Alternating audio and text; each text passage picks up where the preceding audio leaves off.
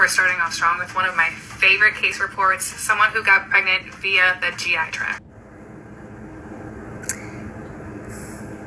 No, that's not what happened. I want to explain this. I want to get really into it. But the summary here for Instagram is she did not get pregnant via the GI tract. She got pregnant via the peritoneum. More explanation on YouTube. Viewer discretion is advised.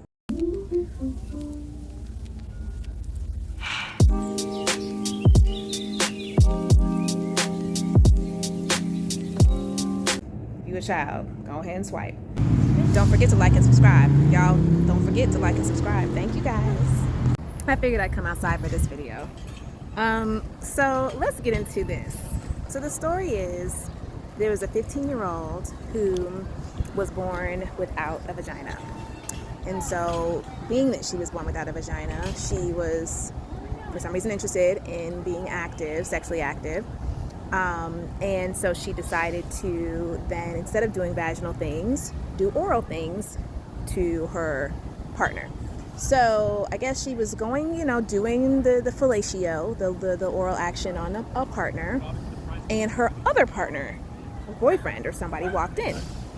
Well, the boyfriend was very upset and stabbed her in her abdomen. Toxic relationship. So she's stabbed, she goes to the hospital, her stomach is lacerated, they repair that, and she goes home by a dog park, clearly. I guess I could walk somewhere else.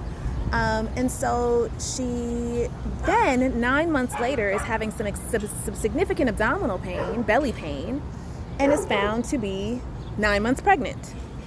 Subsequently has a C-section because she has no vagina and delivers this baby. So the story, or this case report, says that she was impregnated by semen that gained access to her abdomen, through her belly, through her GI tract. When you think about the GI tract, you think about the stomach, you think about the intestines, you think about the esophagus. And so, now this raises the question to those who are interested in said questions. Can a person get pregnant through their GI tract, through their stomach and their esophagus and their intestines? Can sperm make it through that access point to the ovaries and to an egg? And the answer is no.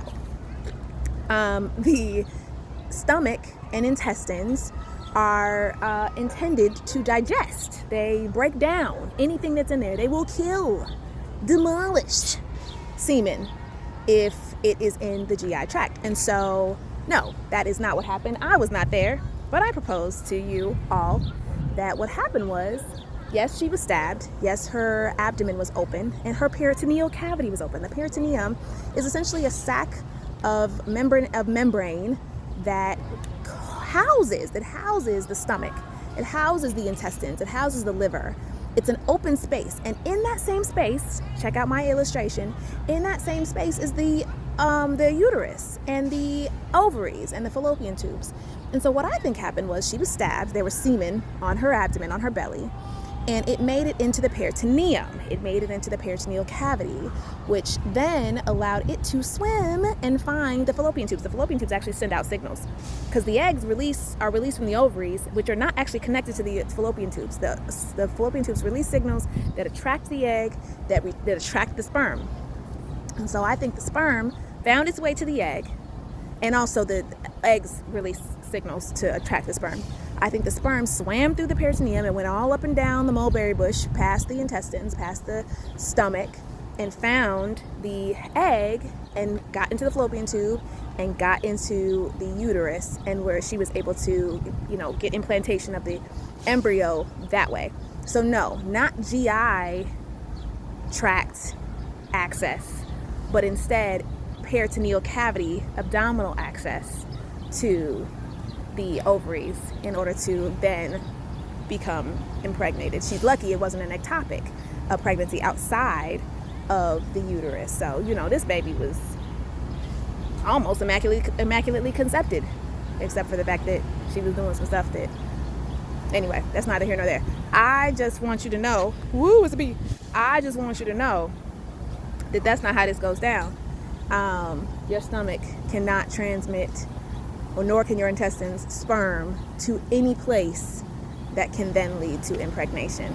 That sperm made it into her abdominal cavity because she was stabbed. hope that sheds some light. Drop your questions in the comments, and do not forget to like and subscribe. Do not forget to like and subscribe. Talk to y'all soon. Bye. Let's get into this. So this case report talks about a person who was going down on some dude. Boyfriend walks in, stabs her in the abdomen, and then fast forward 9 months, she's pregnant and delivers a baby via C-section. She has no vagina, right? So the report makes it seem like she got pregnant through her GI tract, like she was stabbed in the stomach and the sperm made it into the stomach and then somehow made it to her egg. But I do declare that is not what happened. I wasn't there, but I will say that the gastric juices, the digestive enzymes will kill sperm.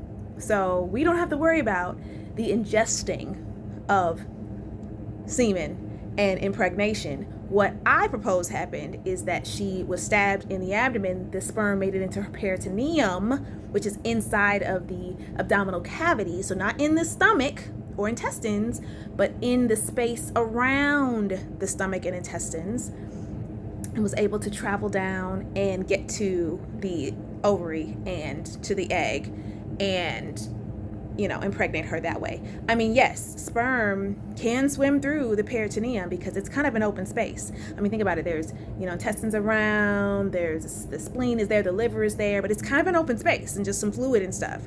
And so I'm sure the sperm could make it there, especially with the signals that the fallopian tubes send out. They send out signals that attract the sperm.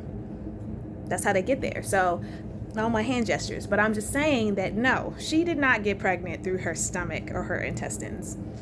That's just not what happened. It had to be through the peritoneum. And my suspicions were also supported by my husband, who is a GI doctor, who said no, the GI tract is not equipped for the transmission of sperm, okay? And live sperm at that. And again, how would they even make it out of the GI tract? So yeah, no, that's not what happened.